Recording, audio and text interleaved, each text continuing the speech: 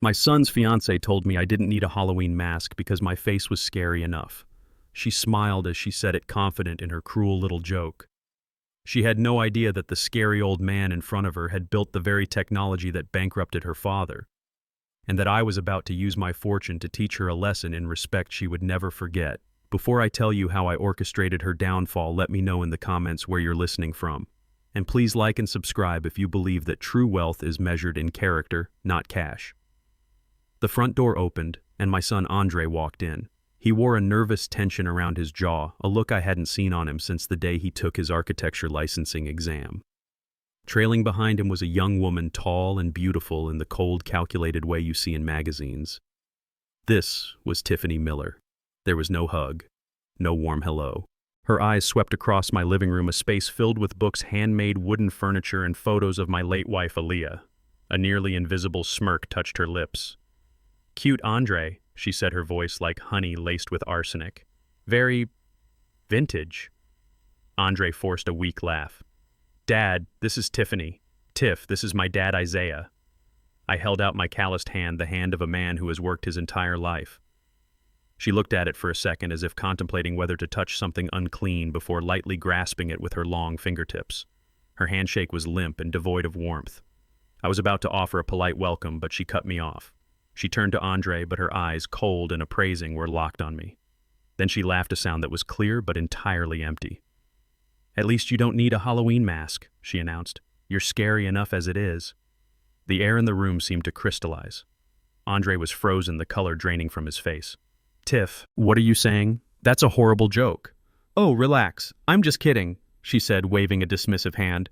"He knows I don't mean anything by it, right?" But I knew exactly what she meant. It wasn't a joke. It was a shot across the bow, a declaration of power. She was telling me she was not impressed, that I, an old black man in a small house in a working-class neighborhood, was something to be mocked, something less than her. I didn't say a word. I just retracted my hand and held her gaze. I've lived 70 years on this earth. I've seen eyes like hers before. The eyes of people who believe a man's worth is measured by his bank balance and his zip code. I let my silence hang in the room. Silence often speaks louder than any shout. It creates a vacuum, forcing the other person to confront the ugliness of their own words. Andre rushed to fill that vacuum. "Dad, don't mind her. Tiffany. She just has a different sense of humor." He tugged on her arm. "Let's go to the kitchen, babe. Dad made dinner." They walked past me, but I could feel Tiffany's triumphant gaze on my back. The play had begun, and she thought she had won the first act. She had no idea I wasn't in the audience. I was the director. The dinner was a form of torture disguised by polite formalities. I had made my chicken stew and cornbread, Andre's favorite meal growing up, a meal of home and warmth. Tiffany poked at her food with a fork as if examining a specimen in a lab. She controlled the conversation with an expert's touch. Every question I asked about her work was met with vague platitudes about brand consulting and social media influence. But she was intensely curious about me in her own specific way. "So, Mr. Covington," she began, setting her fork down, "what do you do to kill time now that you're retired?" "I'm not fully retired," I answered, my voice even. "I work part-time maintenance at the university." "Oh," she said, drawing the word out, dripping with false pity. "How nice that you keep yourself busy." Andre tried to change the subject, talking about a new architectural project he was excited about. I could see the passion in my son's eyes as he spoke of blueprints and sustainable materials. But Tiffany seemed bored. Her gaze drifted around the room until Andre mentioned a potential bonus. Instantly, her focus snapped back, her smile radiant. "That's wonderful, honey. That will help so much." She turned to me. "You see, we're planning the wedding. Nothing too extravagant," she lied with breathtaking ease. "Just an intimate ceremony at the St. Regis, and I've already put a deposit down on a Vera Wang gown." I continued eating, making no comment. My silence seemed to agitate her. She felt the need to fill it with her demands. "Of course, a wedding is just the beginning." She went on, her tone shifting from suggestion to entitlement. "We're going to need a little assistance to get the perfect start. A good father would want that for his son, wouldn't he?" Andre looked mortified. "Tiff, we talked about this. We're going to manage on our own." "Don't be silly, Andre," she scoffed. "Family is for helping each other." Her eyes scanned my home again this time with a cold financial appraisal. And we're looking for a house, somewhere in Buckhead, a place with room for kids down the line. She paused, looked directly at me, and delivered the final blow. This house of yours could probably fetch a nice price, she said, her tone as casual as if she were discussing the weather. It's on a decent plot of land. Selling it could help us out a lot. It's too much space for one person anyway, don't you think? Andre dropped his fork. It clattered loudly against his plate. Tiffany, that's enough.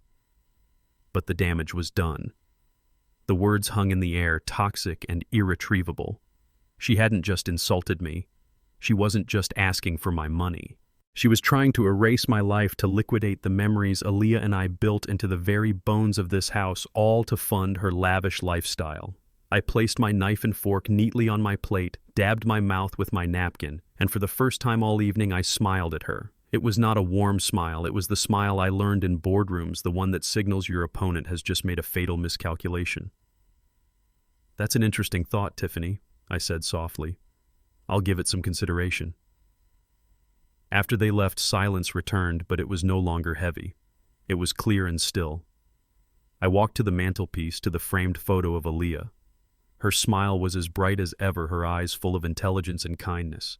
We had bought this house with our first real savings, painted every wall, planted every tree in the garden ourselves. Every scratch on the hardwood floor told a story. You see that one, my love, I whispered to the photograph.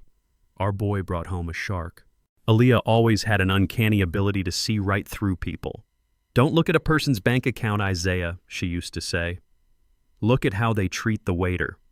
Tiffany hadn't just failed that test. She had set the test paper on fire. I sank into my old armchair, the one where Aaliyah and I had read together for hundreds of nights. I remembered a conversation from years ago, back when Arch Innovate had just taken off and the money began to flow in like a river. I had been worried. I was afraid that wealth would spoil Andre, that it would rob him of the values we had tried so hard to instill. Aaliyah had taken my hand. Money doesn't change people, Isaiah. It just magnifies who they truly are. Andre is a good boy. His heart is in the right place. She paused, her gaze serious. But promise me this. If money ever becomes a test for him, if he gets blinded by the shine, use our wealth as a lesson, not a gift. Use it to teach him what real value is, not what things cost. I had promised. And looking at her picture that night, I knew the time to honor that promise had come. Tiffany wasn't the real problem. She was just a symptom. The problem was that my son had allowed her greed and vanity to cloud his judgment. He had forgotten the lessons of humility and self-respect we had taught him. A plan began to form in my mind, born not of anger, but of love. This wasn't going to be a revenge plot against Tiffany. It was a course correction for Andre. A carefully designed test to force him to choose between the shallow values of Tiffany and the solid foundation Aaliyah and I had built. She wants to sell this house. Oh, I was going to do much more than that. I was going to put the entire empire I had quietly built on the table. And I was going to see what she and her family were really made of.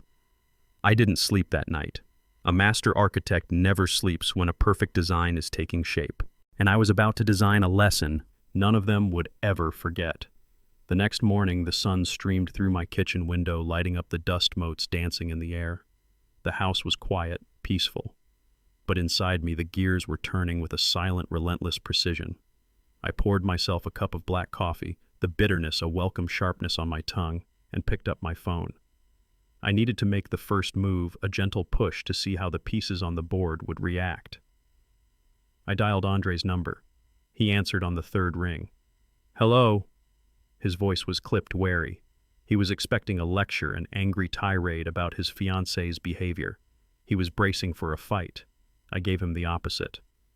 Morning sun, I said, my tone as calm and smooth as the lake on a windless day. Just calling to check in, make sure you two got home all right last night. There was a pause. I could almost hear the gears shifting in his head, the confusion. Yeah, Dad. We got home fine. Thanks for dinner. My pleasure, I said. Another silence, this one longer, more uncomfortable for him than for me. He was waiting for the other shoe to drop. Look, Dad, about last night. He started, his voice trailing off. Tiffany. She can be a little blunt. She didn't mean anything by it. Don't you worry about that, I said, cutting him off gently before he could build a fortress of excuses. Water under the bridge. People are who they are. I took a slow sip of coffee. Actually, son, I was sitting here thinking, it was nice to finally meet her. And it got me thinking about her family. It's important to know the family you're marrying into. Right, he said, the single word, cautious, non-committal. You mentioned her father Richard was also in architecture. I don't believe I ever heard of his firm. What was it called?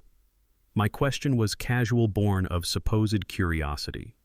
The line went quiet for a moment.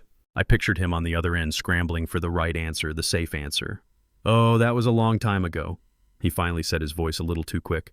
He's not in that field anymore. He's a consultant now. A consultant, I repeated, keeping my tone light. That's a broad term. What does he consult on to, business strategy, financial planning, high-level corporate stuff? It's pretty complex. He said the words rushing out, designed to sound impressive, and shut down further inquiry, but I didn't let it go. I gave it a gentle nudge. Is that so? Must be interesting. Does he enjoy it more than designing buildings? There it was, a flicker of irritation in his voice. I guess so, Dad. I don't know. We don't really get into the weeds about his old career. I see, I said, and let the silence stretch again. I knew what this kind of evasion meant. I had seen it 1,000 times in negotiations. When a man doesn't want to talk about his past, it's usually because the past has something to say about him. Andre grew uncomfortable with the quiet. Why are you asking all this, Dad? He asked, the defensiveness finally breaking through the surface. It's a little weird. It feels like an interrogation. Not at all, son, I said smoothly. Just making conversation. A father wants to know who his son is aligning himself with. I'm an old man, Andre. I believe you can tell a lot about people by the work they've done, the things they've built. Well, they're good people. He snapped, his voice tight. They've been through a lot, and they're good, decent people. Tiffany is amazing, and you should trust my judgment. That was it. That was the answer I was looking for. He wasn't just defending his fiancée, he was defending a story, a narrative that he had been told, a narrative that he desperately wanted to be true. He was hiding something. Not for himself, but for them. The wall he had just thrown up was not made of brick and mortar. It was made of secrets. My part of the conversation was over. I had what I needed. Of course I trust you, son. I said, my voice warm again, pulling back from the pressure point. I was just curious. You know your old man, always interested in how things work. He seemed to relax just a fraction. Yeah, okay, sorry, I'm just a little stressed with the wedding plans. I understand, I said. Well, I'll let you get to your day. Talk to you soon. You too, Dad, he said, and hung up. I placed my phone on the table. The conversation had been perfect. Andre hadn't told me anything, and yet he had told me everything. His defensiveness was a blaring alarm. There was a story there, a history the Miller family did not want examined, and I knew my next call wouldn't be to my son. It would be to a man who specialized in digging up the stories that people tried to bury.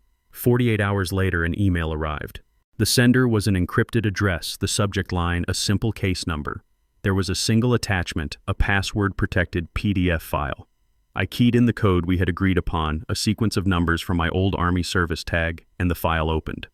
There was no greeting, no preamble, just data. Cold, hard, and unforgiving.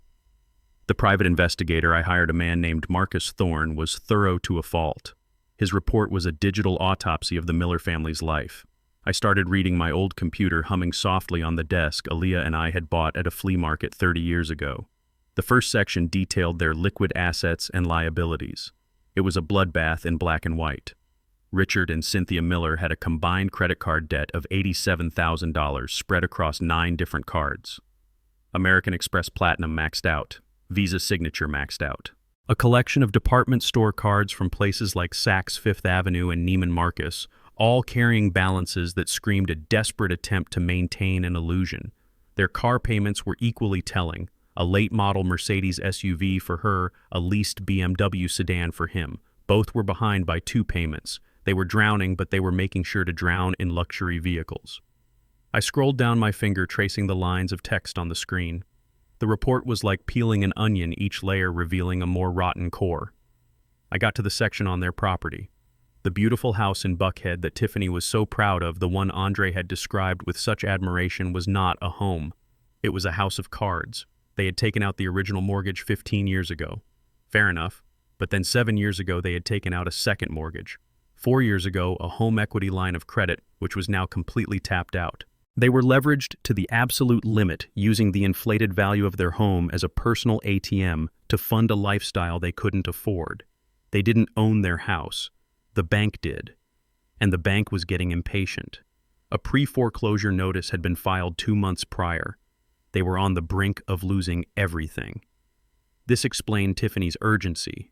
It explained her brazen demand that I sell my home. It wasn't just greed, it was sheer panicked desperation.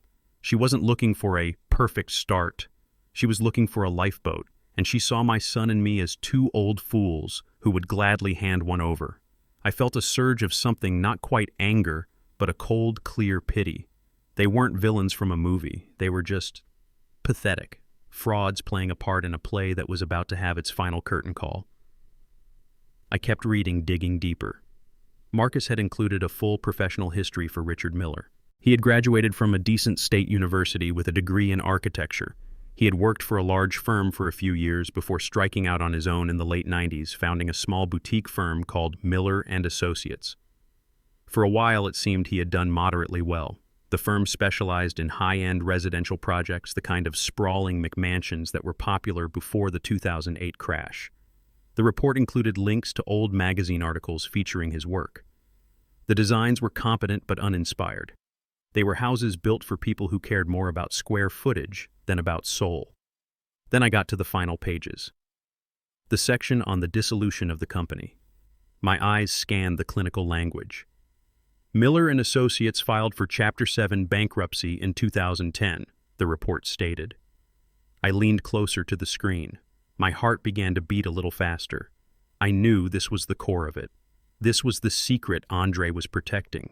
The report detailed the reasons for the failure, a combination of the housing market collapse and, as Marcus noted, a failure to adapt to emerging technologies that were revolutionizing the industry. The firm's overhead was too high, and their manual drafting methods were becoming obsolete, unable to compete with the speed and efficiency of new computer-aided design software. The report continued, multiple industry analyses from the period cite the firm's inability to integrate new software platforms as a primary factor in its loss of market share. Specifically, the company lost several key contracts to competitors who had adopted a new disruptive software suite that allowed for faster modeling and structural analysis. And then I saw it. The sentence that made the air leave my lungs. The sentence that connected the past to the present in a single shattering thunderclap of irony. The industry standard software in question was a program called Arch-Innovate. The name hit me like a physical blow. Arch-Innovate. I leaned back in my chair, my hand trembling slightly as I reached for my cold coffee. The room suddenly felt very small, the walls closing in. The quiet hum of the computer seemed to grow into a roar. Arch-Innovate wasn't just a piece of software to me. It was my life's work. It was the product of 1,000 sleepless nights spent in my garage, hunched over a keyboard with Aaliyah, bringing me sandwiches and telling me I was crazy, but that she believed in me. I had built it from nothing, line by line of code, fueled by the idea that architecture could be more efficient, more creative, more accessible. I hadn't set out to destroy anyone. I had set out to build something better. I sold the company years ago for a fortune that I never touched, a fortune that sat quietly in trusts and investments managed by people like Fatima. I had kept my simple life because it was the life I knew, the life Aaliyah and I had chosen. And Richard Miller, he wasn't just some random stranger. He was a casualty of my success, a ghost from a past I didn't even know existed. His failure, his bankruptcy, the entire downward spiral of his life that had led his daughter to my front door with her hand out, it all traced back to me, to the code I wrote in my garage. The sheer cosmic absurdity of it all was overwhelming. Tiffany hadn't just insulted a random old man. She had insulted the architect of her family's ruin. She was trying to squeeze money from the very man whose creation had, in a way, squeezed the life out of her father's career. I closed the laptop. The screen went black, reflecting my own face back at me. A face that Tiffany found scary. Maybe she was right, but not for the reason she thought. I finally understood. I understood the desperation, the secrecy, the shame. I understood why Andre was so defensive. He was trying to protect the father of the woman he loved from the legacy of the father he had. The whole situation was a tragedy wrapped in a farce. But my path was clearer than ever. My promise to Aaliyah echoed in my mind. This was no longer just about teaching my son a lesson. This was about bringing a long-hidden truth into the light.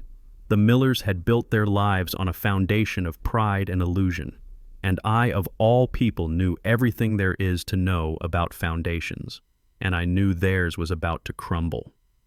My mind drifted back in time, away from the cold, hard text on the screen and into the warm, cluttered space of my garage. The smell of sawdust oil and hot electronics filled my memory. That was where Humiliate was born. It wasn't a boardroom. It was a workshop, a sanctuary. I remembered the old clunky computer I had built myself from spare parts, its screen glowing green in the late hours of the night. I was a maintenance man by day, working on the university's heating and cooling systems, but by night I was an architect of a different kind building, with lines of code instead of bricks and steel. I saw Aaliyah standing in the doorway, a silhouette against the warm light of the house, holding a mug of coffee. "Isaiah Covington, are you ever coming to bed?" she would ask, but her voice was never scolding. It was filled with a gentle amusement, a deep, abiding faith in my madness. She didn't understand the complex algorithms or the programming languages, but she understood the passion. She understood the dream. "I'm changing the world, baby." I'd tell her, my eyes tired but burning with excitement, and she would just smile, that smile that could light up the darkest room. "I know you are," she'd say. "Just make sure the world you're changing includes a bedroom with your wife in it." Humiliate wasn't born from a desire for wealth or power. It was born from frustration. In my work at the university, I often had to consult architectural blueprints. I saw how inefficient the process was.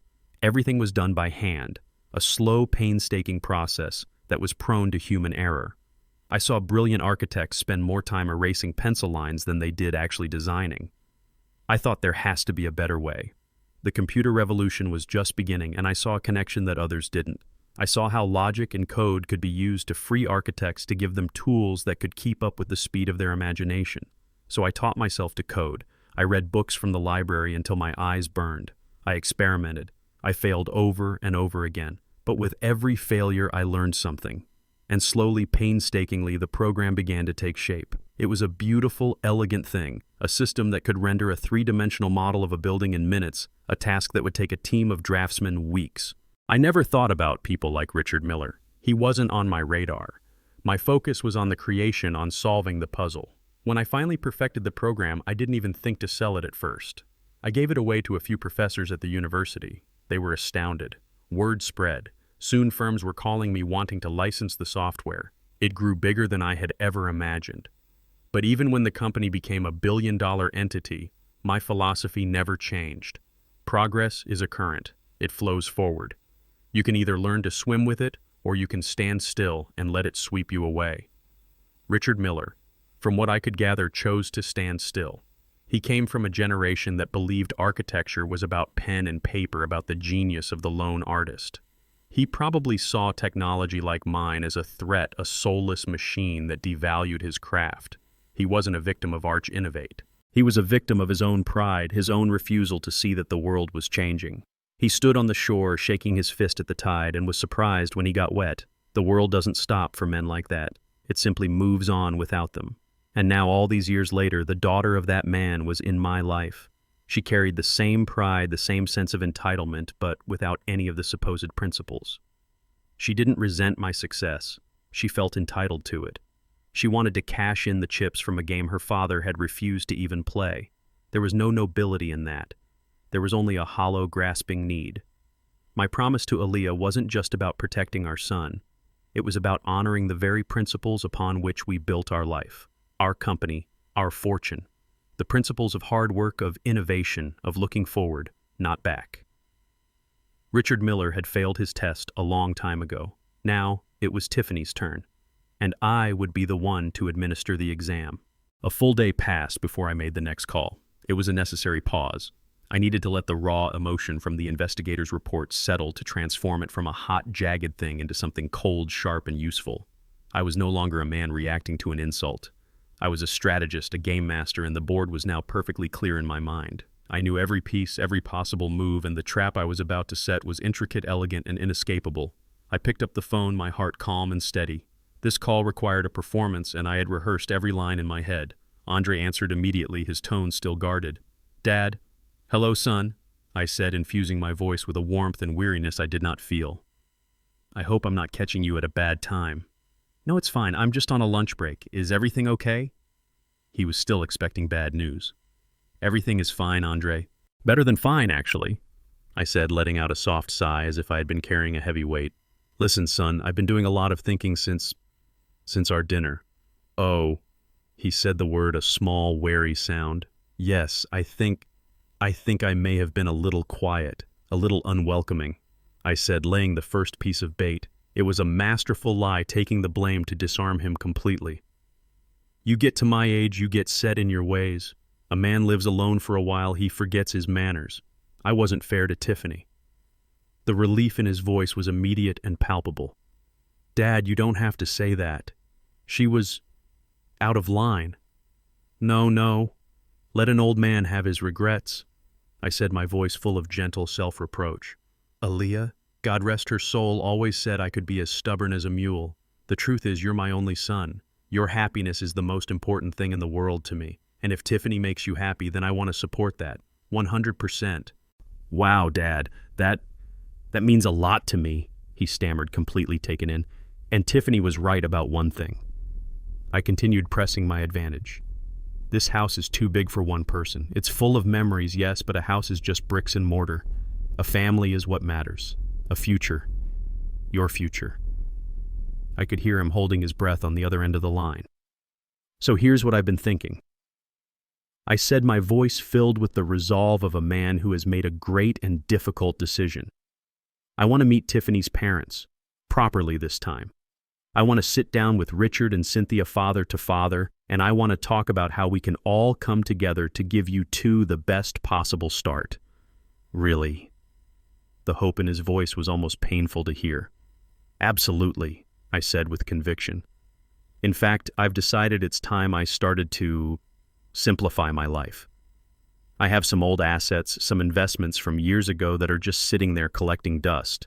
It's time to liquidate them. Put that money to good use. For family." This was the masterstroke. The phrase, "liquidate some assets," was the honey that would draw the flies. It was specific enough to sound real, but vague enough to promise a fortune. I could hear a muffled sound in the background, on his end a sharp intake of breath. Tiffany was with him. She was listening. Perfect. "So, I want you to ask them," I said, my voice generous and commanding. "Tell them I would be honored to take them out to dinner, and please let them choose the restaurant, anywhere they like. I want them to be comfortable. This is about building bridges, son. It's time we all started acting like a family." "Dad, I don't know what to say," Andre said, his voice thick with emotion. "This is incredible." And then I heard it. In the background, a high-pitched, ecstatic squeal. It was Tiffany. Andre tried to muffle the phone, but I heard her clearly. Her voice was a frantic, greedy whisper. "Oh my God, Andre. Did he say liquidate? Did he say he's selling the house? Ask him how much. Ask him what his net worth is. Don't let him hang up." Andre shushed her desperately. "Tiff, be quiet." He hissed his hand clearly over the receiver. Then he came back on the line, trying to sound composed. "Sorry, Dad. Just some noise here at the office." "No problem at all, son." I said, a slow, grim smile spreading across my face. It was done. The trap was set. They had not just taken the bait, they had swallowed it whole, along with the hook, the line, and the sinker. Their greed was so immense, so all-consuming, that it had made them deaf and blind. "Just let me know when and where, Andre," I said, my voice full of paternal benevolence. "I'll be there. I'm looking forward to it." "I will, Dad. Thank you. I mean it. Thank you." We said our goodbyes, and I hung up the phone. I sat in the quiet of my kitchen, the silence no longer empty but filled with the low hum of a perfectly calibrated machine that had just been switched on. They thought they were about to get a windfall. They thought they had successfully manipulated a lonely old man. They were already spending my money in their heads, decorating their fantasy mansion in Buckhead, picking out their new cars. They had no idea that they weren't walking into a dinner to discuss a dowry. They were walking into a courtroom. And I was not just the key witness. I was the judge. The next day, I took a bus downtown. The journey carried me from my quiet, tree-lined neighborhood of brick bungalows into the heart of the city, a canyon of glass and steel where ambition was the common currency. I got off in front of a sleek modern skyscraper that pierced the clouds. My reflection in the polished marble of the lobby was a study in contrasts, an old man in a simple work jacket and worn denim surrounded by men and women in tailored suits and expensive shoes. A security guard eyed me with suspicion until I stated my business. His demeanor changed instantly when he heard the name of the law firm on the 47th floor. Fatima Adebayo's office was the opposite of my home. Where I had warm wood and worn leather, she had chrome glass and stark white walls adorned with bold abstract art. The only personal touch was a small frame photo on her massive desk of her two smiling daughters. Fatima herself was as sharp and precise as her surroundings. She was a brilliant woman in her late 40s, dressed in a perfectly tailored navy blue suit, her hair pulled back in a neat chignon. I had hired her 20 years ago when she was a hungry young lawyer just starting her own firm. She was one of the only people on the planet who knew the man behind Arch Innovate was the same man who fixed leaky pipes at the local university. "Isaiah," she said, rising from her chair with a warm, genuine smile that softened her formidable presence. "It's been too long. You look well." "And you look like you're conquering the world, Fatima," I said, taking the seat she offered. "We do what we can," she said, her smile turning into a businesslike expression. She knew I wasn't here for a social call. I never was. "What's the situation?" "Another patent troll trying to pick a fight with a ghost. Something a little more domestic," I said. I spent the next 10 minutes laying out the situation, sticking to the facts. I told her about Andre, about Tiffany, about the dinner, the demands, and the investigator's report that connected the Miller family's past to my own. I spoke in a calm, measured tone, presenting the problem as if it were a complex business case, not a family crisis. Fatima listened intently, her fingers steepled, her intelligent eyes never leaving my face. She didn't interrupt. When I finished, she was silent for a long moment, processing. "They have no idea who you are," she said finally. It wasn't a question. It was a statement of fact. "None whatsoever," I confirmed. "They see a retired maintenance worker in a small house. They see an easy mark." "And you intend to correct that perception," she said, a hint of a smile playing on her lips. "I assume you're not here to sue them for being dreadful people." "No," I said. "I'm here because I'm building something, a lesson, and I need an architect's best friend, a good lawyer. I need you to draft 3 documents for me." And she leaned forward, all business. "I'm listening." "First," I began, "I want to establish an irrevocable trust fund for Andre, a substantial one." Fatima nodded. "Standard procedure. What are the terms of disbursement?" "This is where it gets specific," I said. "He cannot access the principal until he is 40 years old. Before then, he can only receive quarterly stipends, and only if he meets certain conditions. The first condition is that he must complete a certified financial literacy course. I want him to understand what money is, how to manage it, and how to respect it, not just how to spend it." "Sensible," Fatima said, already making notes on a legal pad. "The second condition is that he and his spouse must complete at least 6 months of premarital, or if they are already married, postmarital counseling. I want him to understand that a partnership is built on more than romantic notions." "Also sensible," she said. "Now for the interesting part. What about the spouse? The trust will contain what I want you to call a character and integrity clause as it pertains to any spouse, current or future. The trustees, you and I, will have the discretion to halt all spousal benefits and community property contributions from the trust if it is determined that the spouse is acting in a predatory, manipulative, or financially irresponsible manner. I want that language to be airtight, Fatima. I want it to be a shield." Fatima looked up from her notes, a flicker of admiration in her eyes. "Isaiah, this is a beautiful piece of legal architecture. It protects Andre not just from others, but from his own poor judgment. It's an incentive structure for a healthy life. I can make it ironclad." "Good," I said. "Now for the second document." I leaned forward. "I need you to compile a dossier, a historical portfolio of Arch Innovate's rise, specifically focusing on the years between 2008 and 2012. I want market analyses, business journal articles, trade publications. I want a clear, undeniable narrative of the technological disruption we caused." "A victory lap?" she asked, a curious eyebrow raised. A history lesson, I corrected. And I want a specific chapter in that dossier. I want you to find every public record, every article, every mention of the bankruptcy of a firm called Miller and Associates. I want to place its failure directly in the context of our success, not as a matter of malice, but as a matter of fact, cause and effect.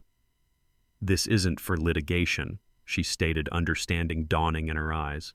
This is a prop. It's for a presentation. Exactly, I said. It's a piece of evidence.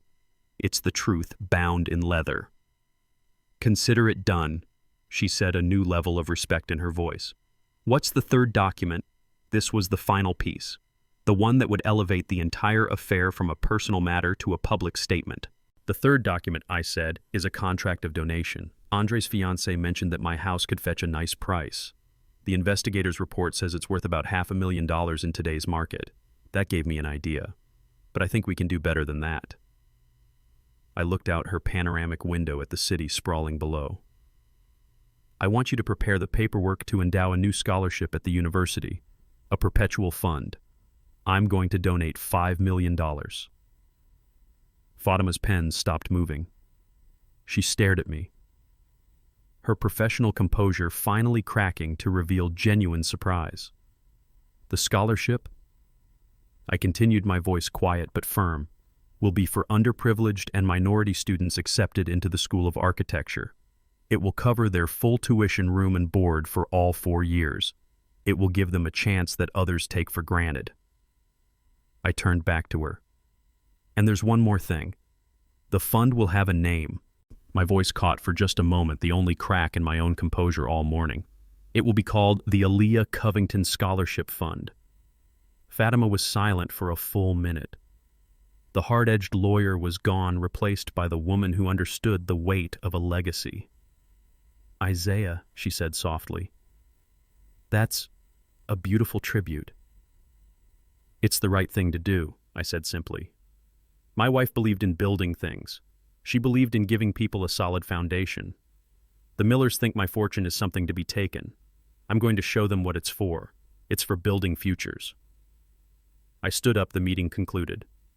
I need all 3 of these items prepared, notarized, and ready for a dinner meeting in 1 week's time. Fatima stood as well, her expression a mixture of awe and fierce determination.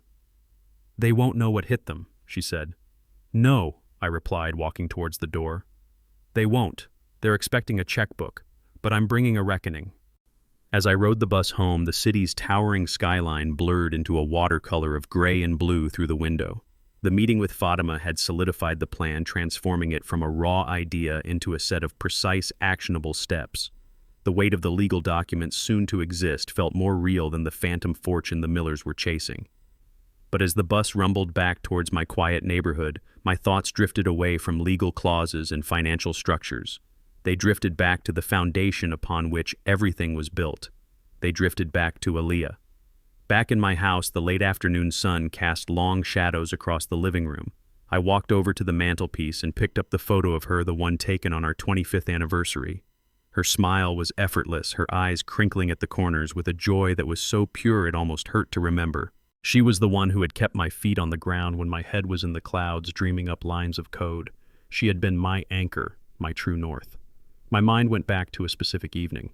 It was almost 2 decades ago. The deal to sell Arch Innovate had just been finalized. The numbers were staggering amounts of money that felt more like a mathematical concept than a reality. We were sitting on our small back porch, the same porch I sat on now, listening to the cicadas singing their nightly chorus. The air was thick with the scent of jasmine from the vine Aaliyah had planted.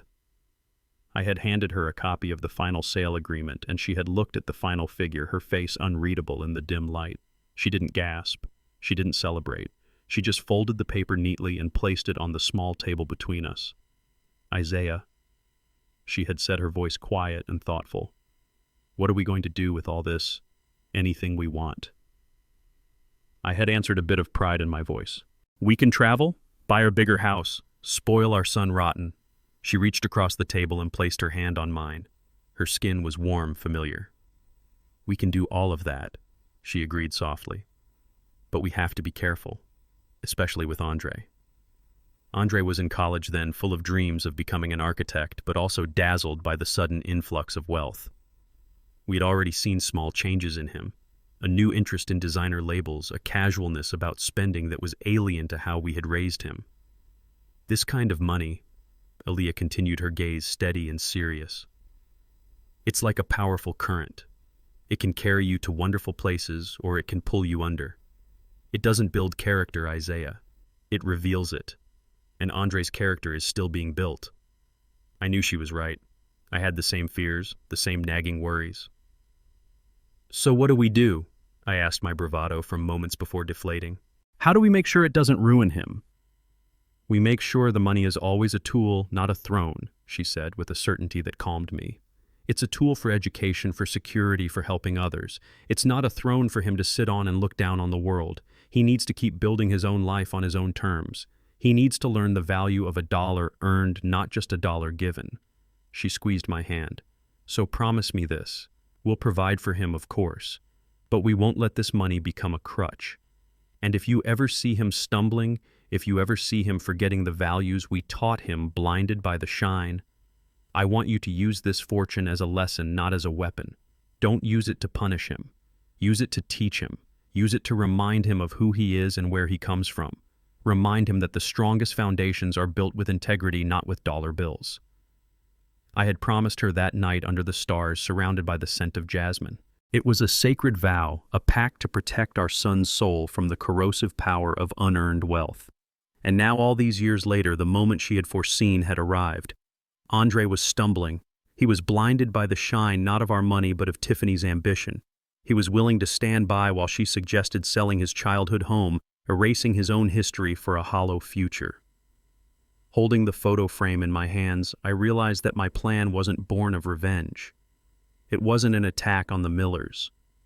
It was the fulfillment of my promise to Aaliyah. Every document Fatima was drafting from the trust with its strict conditions to the scholarship fund built on generosity was a tool designed to teach, to correct, to realign. I wasn't using my money to hurt Tiffany. I was using it to save Andre. I was using it to build a firewall of values around him that he had forgotten how to build for himself. The dinner next week wouldn't be a confrontation. It would be a classroom. And class was about to be in session. The restaurant they chose was called Le Ciel Étoilé, the Starry Sky. It was the kind of place where the silence had a price tag, where the waiters moved like ghosts, and the water glasses were filled with something imported from a Norwegian glacier. It was designed to intimidate, to make people like me feel small and out of place. As I walked in wearing my best but still simple suit, I could feel the eyes of the other patrons flicking over me a quick dismissive appraisal. They were already at a corner table, a plush booth that looked like a throne. Richard and Cynthia Miller were dressed for a coronation. He wore a tailored suit that probably cost more than my car, and she was draped in silk and pearls, her face a carefully constructed mask of pleasant indifference. Tiffany sat beside her mother, glowing with a smug, triumphant light. She had won. The old man was going to open his checkbook. And then there was Andre, my son, perched on the edge of the seat, a nervous energy radiating from him. He looked like a man about to witness a car crash in slow motion. Isaiah. There you are, Richard said, standing to greet me. His handshake was firm, but his eyes looked right past me. It was the handshake of a man asserting dominance, not welcoming an equal. Cynthia offered me her cheek for an air kiss that never made contact. So glad you could make it, she cooed, her voice smooth and polished. We're so looking forward to getting to know you better. We settled into the booth, the leather sighing under my weight. A sommelier appeared at Richard's elbow, presenting a wine list bound in what looked like dragon hide. Richard took it with an air of great authority, scanning the pages as if he were reviewing a critical legal document. He didn't ask me what I might like. He didn't even acknowledge my presence in the decision. We'll start with the Montrachet, he announced to the sommelier, pronouncing the French word with an exaggerated flourish. The 2015 vintage, of course. He then turned to me, a condescending smile on his face. It's a delightful white burgundy. I trust your palate is amenable. I'll have an iced tea, thank you, I said to the waiter. The Millers exchanged a quick, almost imperceptible glance. It was a look that said everything. It confirmed all their assumptions. I was a simple man, a commoner out of my depth in their world of $500 bottles of wine. The small talk that followed was an exercise in thinly veiled condescension. Cynthia spoke at length about their latest charity gala, naming every prominent city official and socialite who had attended. Richard talked about his golf game at the country club and complained about the difficulty of finding good help to maintain their summer home in the Hamptons. They were not telling me about their life. They were reading me their resume, a resume of privilege and status. Then Richard leaned forward, a glint in his eye. He had found a topic where he believed he could truly shine, and at the same time, gently put me in my place. "Andre tells me you worked in maintenance, Isaiah," he began, his tone dripping with false magnanimity. "A noble profession, honest work. You know, in a way, you and I are in the same business." I just nodded, taking a slow sip of my iced tea, and let him walk right into it. "We are both builders," he declared, puffing out his chest. "You with your hands, and I with my vision. I've spent my life in architecture. Real architecture. The art of creating spaces that have soul, that have meaning." He sighed dramatically. "It's a dying art, I'm afraid. Utterly dying. The whole industry has been taken over by bean counters and tech bros. People who think you can design a masterpiece with a computer program." He scoffed, shaking his head in disgust. "They create these soulless cookie-cutter boxes. There's no artistry, no craftsmanship. They wouldn't know a Doric column from a donut." Cynthia and Tiffany nodded in solemn agreement. "Daddy is so right," Tiffany said, placing a hand on his arm. "The things Andre shows me that win awards these days, they're just cold." "Cold is the word for it," Richard boomed, warming to his subject. He was no longer talking to me, he was delivering a sermon. "They've traded vision for velocity. They have these software suites that do all the work for them. They just plug in a few parameters and out pops a building. It's a disgrace. It's what ruined the integrity of the profession. Real architects, men like me, we couldn't compete with that garbage. We were undercut by cheap, fast, and soulless technology." I could see Andre sinking lower in his seat, his face pale. He knew my history. Not all of it, but he knew I had a background in tech. He tried to interject. "Dad, I don't think—" But Richard waved him off. "No, let me finish, son. This is important. Isaiah understands. A man like you, from your line of work, you understand the value of honest labor, of building something real with your own two hands. You know that quality takes time. You can't just press a button and create a legacy." He looked directly at me, his eyes filled with a kind of pitying camaraderie. He thought we were on the same team, two relics from a bygone era, lamenting the modern world. He was delivering his own professional eulogy and had no idea that the man who had built his coffin was sitting right across from him. The main courses arrived, providing a temporary ceasefire. But once the plates were cleared, Richard placed his hands flat on the table, the picture of a patriarch about to make a proclamation. "Well," he said, his voice taking on a serious, business-like tone, "now that we've had a wonderful meal and gotten better acquainted, I believe it's time we discuss the real reason we're here, the future, specifically the future of our children." He looked at Andre and Tiffany with a benevolent smile. Then his eyes settled on me. The false friendliness was gone, replaced by the cool, hard gaze of a negotiator about to close a deal.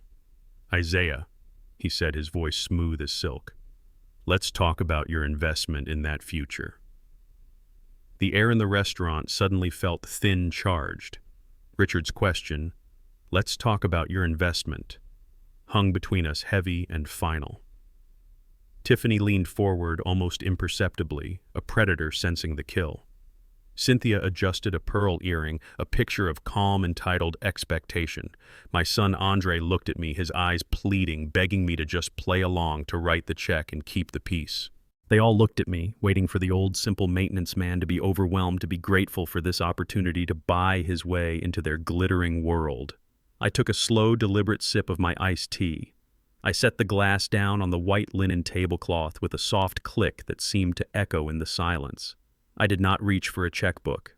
Instead, I reached for the worn leather briefcase I had placed on the seat beside me. Their eyes followed the movement, their expressions shifting from anticipation to a flicker of confusion. I placed the briefcase on my lap and opened it.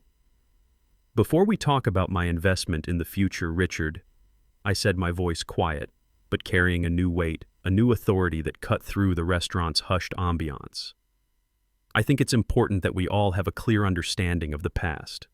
From the briefcase, I withdrew a thick, leather-bound document. It was heavy, substantial. The title was embossed in simple gold leaf on the cover. I slid it across the table. It came to a stop directly in front of Richard. He stared at it, his brow furrowed. The title read, "The Rise of Innovate and the Transformation of Modern Architecture, a Historical Analysis." Richard looked up at me, his face a mask of bewilderment. "What is this, some kind of book report?" he asked with a nervous laugh. "It's a history lesson," I said calmly. "You were just speaking about the decline of your profession, about how technology, soulless technology, ruined the artistry. You spoke of it with such passion. I thought you of all people would appreciate the primary source material." I let my gaze travel around the table, meeting each of their eyes. Andre's face was a storm of confusion and dawning horror. Tiffany was just annoyed, impatient with this strange interruption to her payday. Cynthia was looking at her husband, expecting him to take control. Richard opened the document. The first page was a high-resolution photo of a young man with a wild afro and burning eyes sitting in a cluttered garage in front of a primitive computer. He looked at the photo, then back up at me. A flicker of something, a ghost of a recognition that he couldn't quite place, crossed his face. He flipped a few pages, his eyes scanning the dense text, the charts, the market analyses. "I don't understand," he said, his voice losing some of its booming confidence. "What does this have to do with anything?" I leaned forward, my hands flat on the table, mirroring the power pose he had struck just minutes before. The performance was over. It was time for the truth. "You said you couldn't compete." I began, my voice low and clear. "You said you were undercut by cheap, fast, and soulless technology. You lamented the rise of computer programs that you claimed did all the work. You were talking about men you called bean counters and tech bros. You see, Richard, you've been telling a ghost story for 15 years, and tonight you finally get to meet the ghost." I paused, letting the weight of my words settle over them. I looked at Richard, at his proud, arrogant face, and I delivered the final, fatal blow. "My name is Isaiah Covington, and I am the man who created Innovate." The reaction was not a single explosion. It was a chain reaction, a series of silent detonations around the table. Richard's face went slack. The blood drained from it, leaving behind a pasty gray pallor. His mouth opened slightly, but no sound came out. His eyes, which had looked past me all evening, were now locked on my face, truly seeing me for the first time. But they weren't seeing a person. They were seeing an event. They were seeing the meteor that had cratered his entire professional life. Cynthia let out a small, sharp gasp, a sound like a bird being strangled. She brought a hand to her pearl necklace, her manicured fingers clutching at it as if it were a life raft. The mask of social grace shattered, revealing a raw, ugly terror underneath. She looked at me as if I had just shapeshifted into a monster before her very eyes. Her whispered words from the teaser now echoed in my mind, but this time with their true meaning. Is it really you?" she stammered, her voice a choked whisper of disbelief and horror. Andre just closed his eyes. A single silent tear escaped and traced a path down his cheek. It wasn't a tear of sadness. It was a tear of absolute crushing comprehension. Every lie, every evasion, every secret he had been protecting for them had just been vaporized in a single sentence. He finally understood the cosmic, tragic scale of the mess he had stepped into. And then there was Tiffany. Her face was a comical canvas of utter confusion. The name Innovate meant nothing to her. She looked from her parents' horrified faces to my calm one, trying to solve an equation for which she had none of the variables. "What?" she finally blurted out, her voice shrill. "What is that? What are you talking about?" I turned my full attention to her. The others ceased to exist. It was just the two of us now. The final act belonged to us. "You asked me what I did for a living, Tiffany," I said, my voice devoid of any anger, which made it all the more devastating. "I told you I was in maintenance. And that's the truth. I maintain things. My home, my garden, my principles." I leaned in a little closer, my voice dropping to an almost conversational tone. "You also told me that I didn't need a Halloween mask because my face was scary enough as it is. You were right about that too. This face is scary, not because of its wrinkles, but because of what's behind them. Behind this face is the memory of every 17-hour workday in a garage. Behind this face is the mind that wrote 2 million lines of code that changed the world your father lived in. This face is the legacy your family has been running from for over a decade." Her pretty face, which had been a weapon of charm and manipulation all night, was now slack-jawed with a dawning, sickening understanding. She wasn't processing the business implications. She was processing the social humiliation. She, the arbiter of status and class, had just tried to swindle one of the titans of the very industry her father had failed in. "The whole world your father built," I continued, my voice relentless. "The one he was just lecturing us about crumbled because he was too proud to learn, too arrogant to adapt. And you, Tiffany, are his true daughter. You carry the same pride, the same arrogance. You looked at me and you didn't see a man. You saw a stereotype, you saw a wallet, you saw a stepping stone.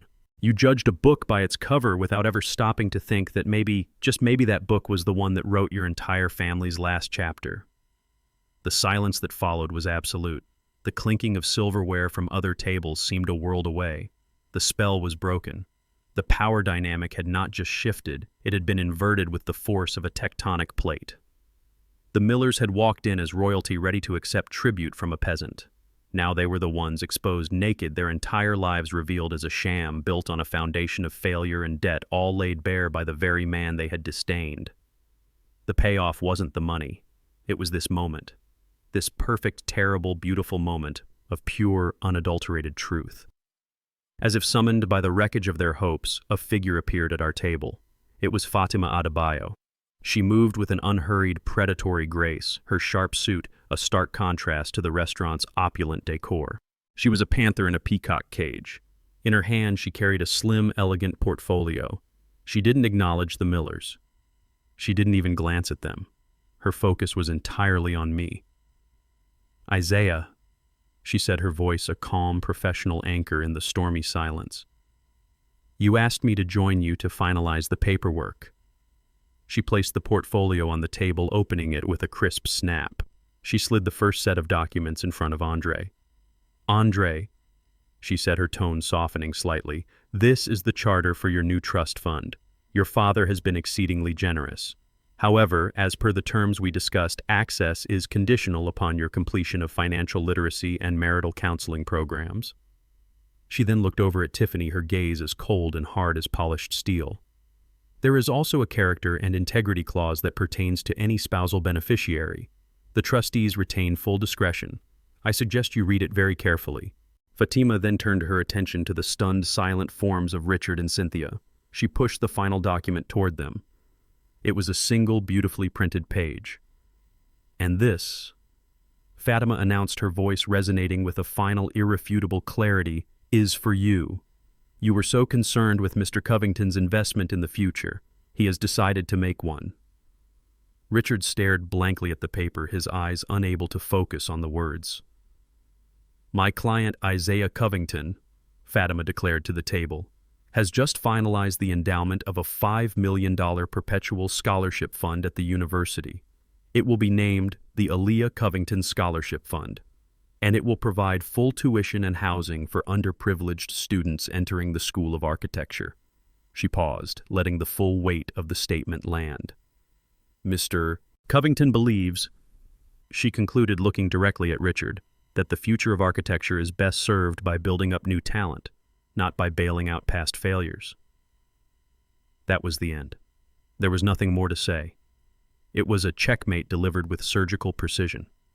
They hadn't just been denied the fortune they craved, they had been forced to watch as it was given away, repurposed into a legacy of generosity that stood as a permanent monument to their own greed and arrogance. Their humiliation was complete, absolute, and utterly silent. For a long moment, nobody moved. The four of them were frozen like figures in a photograph of a terrible accident. Then the spell broke. Richard made a sound, a low, guttural noise from deep in his chest. He pushed the table, his chair scraping violently against the marble floor. With a trembling, uncoordinated effort, he got to his feet. He didn't look at me. He didn't look at his wife. His face was the color of ash. His eyes hollowed out with a shame so profound it was almost visible like a shroud. He turned and walked away, not like a man leaving a restaurant, but like a soldier deserting a battlefield. Cynthia scrambled to follow him. Her purse slipped from her grasp, its contents spilling across the floor. A lipstick rolled under the table. She didn't stop to pick it up. She just gathered the empty bag and fled, her head bowed, her silk dress rustling like dry leaves. They vanished into the night, two ghosts escaping their own haunting. Now it was just Tiffany and Andre alone in the wreckage. Tiffany's shock finally curdled into a white-hot rage. She turned on Andre, her beautiful face twisted into an ugly mask of fury. "You knew," she hissed, her voice a venomous whisper that carried across the table. "You knew who he was. This whole time you let us walk into this. You set us up." "No," Andre choked out, his voice hoarse. "Tiff, I didn't know. I swear. I had no idea about any of this." "Liar," she spat, her voice rising, drawing the stares of diners at nearby tables. "You think I'm an idiot? Your father is some kind of secret billionaire and you just forgot to mention it." Her eyes were wild. "That money, that $5 million, he just gave it away. That was supposed to be our money, our house, our future. It was never our money." Andre shot back, a spark of his own anger finally igniting. "It was his. Don't you see? It was always his." "I see that you're a fool," she shrieked. With a sudden violent movement, she pulled the diamond engagement ring from her finger. "I am not marrying into this family of freaks and liars." She threw the ring. It wasn't a grand gesture. It was a vicious, spiteful flick of the wrist. The diamond, which had once promised a future, skittered across the table and came to a stop beside a half-empty breadbasket. Then, just like her parents, she was gone, leaving a wake of stunned silence behind her. Andre sat there alone at the grand table, staring at the wreckage of the meal, at the rejected ring, at the complete and utter demolition of his life. Fatima quietly closed her portfolio. The sound was a final definitive period at the end of a very long sentence. The bill for a lifetime of deceit and arrogance had finally come due, and my son was the one left to pay it. 3 days passed in silence. I spent them in my workshop, the familiar scent of sawdust and old wood a comfort. I didn't call Andre. The next move had to be his. On the 4th day, as the sun was setting, casting long golden light across my backyard, his car pulled up. He got out and walked to the back gate, stopping there for a long moment before finally opening it. He looked old or tired. The bright, confident sheen he had worn for the last year was gone, stripped away, leaving something more raw and real in its place. He came and stood beside me, watching me sand a piece of oak. He didn't speak for a long time. Finally, he broke the silence, his voice low and raspy. "I'm sorry, Dad." I stopped sanding and looked at him. I just waited. "Not just for the dinner." He continued, his gaze fixed on the ground. "I'm sorry for everything. For the last year. For not seeing what was right in front of me. I was a fool." He shook his head, a gesture of self-disgust. "I saw the way she looked at you, the way she talked about this house, and I didn't say anything. I let her disrespect you. I let her disrespect Mom's memory. Because I was weak. I wanted the life she promised, the fancy parties, the beautiful house. I got so caught up in the picture she was painting that I forgot how to see the truth." He finally looked up at me, his eyes filled with a shame that was deep and genuine. "I let you down. I let Mom down. I'm so sorry." I put the piece of wood down and wiped my hands on a rag. "Your mother and I began, my voice steady. "We never cared about money, Andre. We cared about values, honesty, integrity, respect. The money was just a tool, a result of hard work. It was never the goal." I told him then about the promise I had made to Aaliyah, the promise to use our fortune as a lesson if he ever lost his way. "This wasn't about punishing you, son, or getting revenge on that girl. This was about honoring my promise to your mother. It was about reminding you of the foundation we gave you, a foundation you were ready to bulldoze for a woman who values nothing." I walked over to him, my old knees aching slightly. "That trust fund isn't a gift, it's a challenge. The money is there, but you have to earn the wisdom to use it. You have to rebuild yourself, Andre, not as an architect of buildings, but as the architect of your own character." He nodded, tears welling in his eyes. "I know. Fatima sent me the paperwork. I'm going to do it. All of it. I'll take the courses. I'll figure it out." "Yes, you will," I said, placing a hand on his shoulder. It felt heavy, solid. "You have a good heart. You just let it get buried under a lot of shiny garbage. It's time to start digging it out." We stood there for a while as the last light of the day faded the silence between us, no longer an empty space of conflict but a quiet ground for rebuilding. The foundation of our family had cracked, but it had not broken. And for the first time in a long time, I felt like we had something real to build on. 6 months later, I am standing in the university's main auditorium. The room is filled with bright, hopeful faces, the first recipients of the Aaliyah Covington Scholarship. Young men and women from neighborhoods like the one I grew up in, full of talent, but short on opportunity. Today, their futures look a little brighter. I'm not standing on the stage. I'm in the back of the room, just another face in the crowd. That's where I belong. Andre is standing beside me. He's not wearing an expensive suit anymore. He's in a simple polo shirt and jeans. He looks happier, lighter than I've seen him in years. He's been taking his courses, but he's also been doing something else. He started a small volunteer workshop teaching basic design and drafting skills to high school kids in our old community. He's not just building structures anymore. He's helping to build lives, starting with his own. As the university president calls out the name of the first scholar, a young woman with eyes full of fire and dreams, Andre puts his arm around my shoulder. Mom would have loved this. He whispers, his voice thick with emotion. Yes, she would have. I say, my own voice quiet. She believed in building things that last. I look at the stage, at the promising future of architecture standing there, and then I look at my son standing beside me, rebuilding his own life on a new, stronger foundation. The chaos has passed. The conflict is over. The loud, empty noise of greed has been replaced by the quiet, hopeful sound of a new beginning. Order has been restored not through punishment, but through purpose. My promise to Aaliyah has been fulfilled. And for the first time in a very long time, my heart is completely at peace. This whole experience reaffirmed a lesson my wife Aaliyah and I always lived by: a person's worth is not measured by their bank account, but by the strength of their character. Tiffany and her family saw a simple old man and an easy target, blinded by their own greed to the history and principles that truly define a person.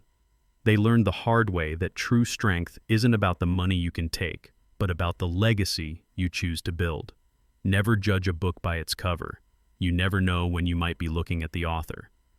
What do you believe is the most important lesson to teach the next generation about wealth and respect?